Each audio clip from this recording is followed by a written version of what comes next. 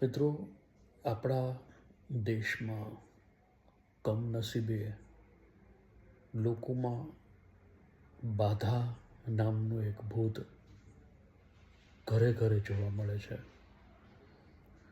સાલું કંઈ પણ થાય, છોકરો બીમાર પડે એટલે એની માં તરત બાધા લે, હવેથી હું 1 વર્ષ માટે ભાત નહીં ખાઉં, મારો છોકરો માતાજી સાજો થઈ જાય તો. હે માતાજી, હું ચોટીલા ખુલ્લા પગે ચાલીને આવીશ, મારો છોકરો બીમાર છે, સાજો થઈ જાય તો. એના બદલે એને તાત્કાલિક ટ્રીટમેન્ટ આપો ને, તો એ સાજો જ થઈ જવાનો છે. બાધામાં ટાઈમ બગાડે. કેટલા વર્ષથી કાંઈ લોકો પાસે કોઈ લોજિક જેવું કંઈ છે જ નહીં.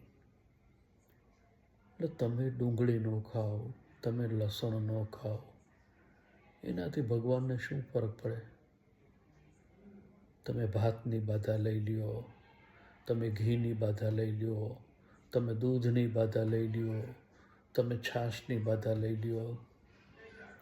એવી બાધા ન લેવાય. એને બદલે આવું કોકને ખવડાવાય કે હવેથી હું ભાત પડોશીને પણ ખવડાવીશ, ગરીબોને આજુબાજુને પણ રોજ ખવડાવીશ.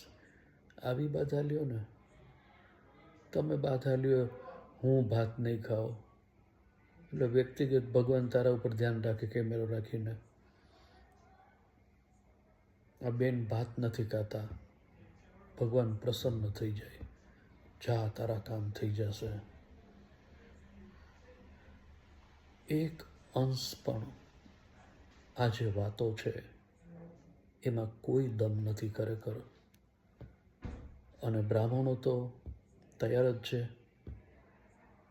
તમે આ બાધા લ્યો, તમે આમ કરો, આટલા વાર રહ્યો, 43 વાર આ કરો, 42 વાર આ કરો, આ ખાવાનું છોડી દો.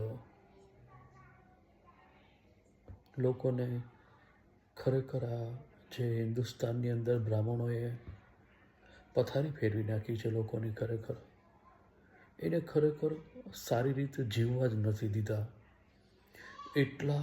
એટલા પ્રતિબંધ તમારી ઉપર મૂકી દીધા છે. માણસ ખરેખર સારું જીવન જ જીવી ન શકે. એટલા તમને બીવડાવી દીધા, એટલા બીવડાવી દીધા છે કે વાત ન પૂછો. પિતૃથી બીવડાવે, માતાજીથી બીવડાવે, સુરાપુરાથી બીવડાવે. બસ બીવડાવીને તમારી પથારી ફેરવી નાખે.